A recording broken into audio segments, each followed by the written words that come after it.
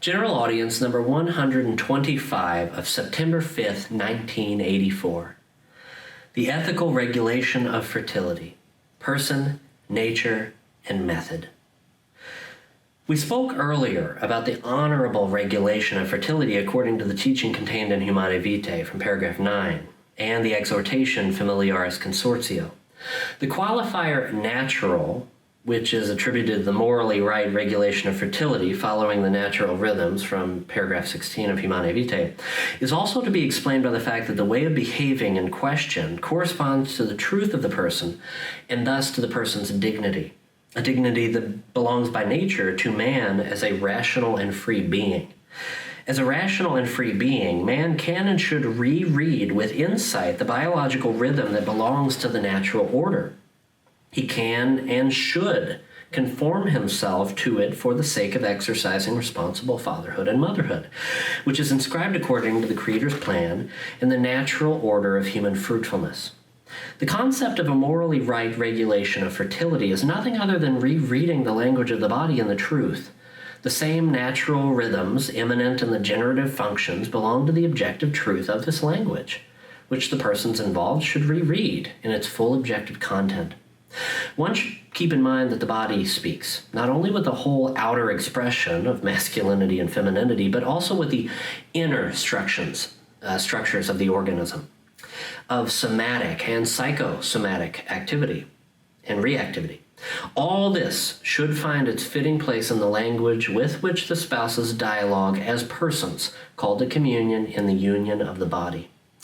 All efforts directed toward an ever more precise knowledge of the natural rhythms that become apparent in relation to human procreation, all consequent efforts of family counselors, and finally of the couple themselves, do not have the goal of biologizing the language of the body, of biologizing ethics, that is, of reducing ethics to biology, as some mistakenly hold, but only of ensuring the integral truth of the language of the body with which the couple should express themselves in a mature way, face to face with the requirements of responsible fatherhood and motherhood. Humanae Vitae underlines several times that responsible parenthood is connected with a continual effort and commitment, and that it can be realized only at the price of a precise ascesis. See Humanae Vitae, paragraph 21.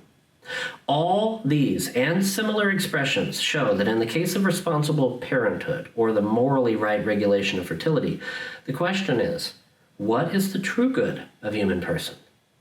In fact, the Polish text reads, human consciences. And what corresponds to the true dignity of the person?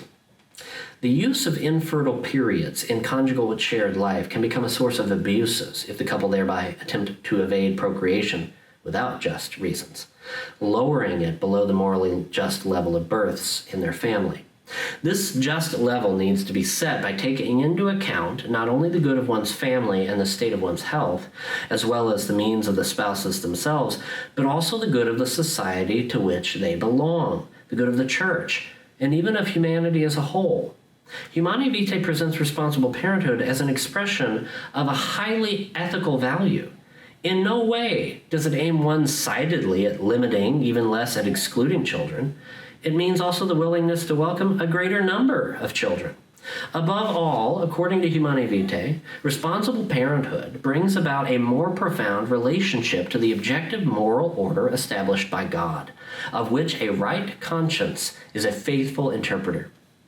The truth of responsible fatherhood and motherhood, as well as its realization, is linked with the moral maturity of the person, and it is here that a divergence can very often be seen between what the encyclical explicitly gives primacy to and what the common mentality gives it to.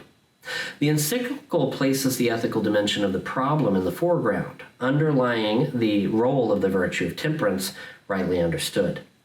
In the area of this dimension, there is also an adequate method of acting.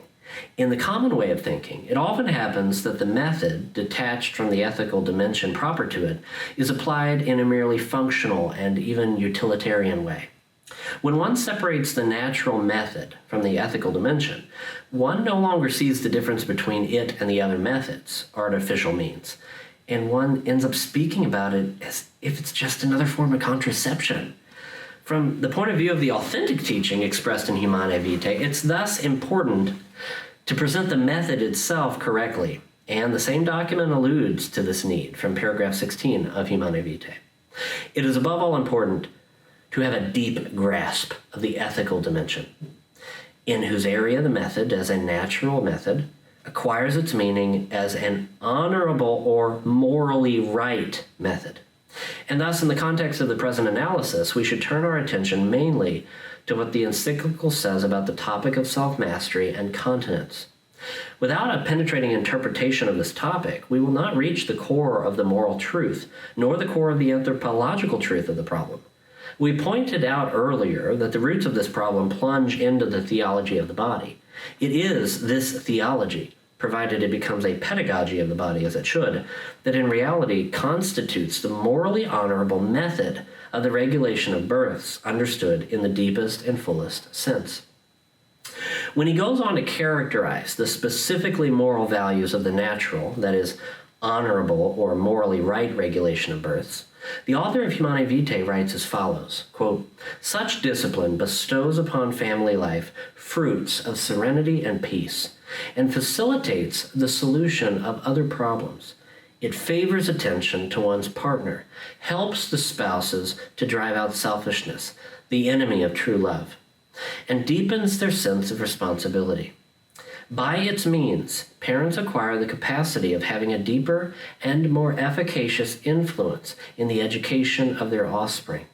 Little children and youths grow up with a just appraisal of human values, and in the serene and harmonious development of their spiritual and sensitive faculties."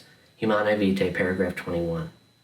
The sentences quoted complete the picture of what Humanae Vitae means by, quote, "honorable practice of the regulation of births."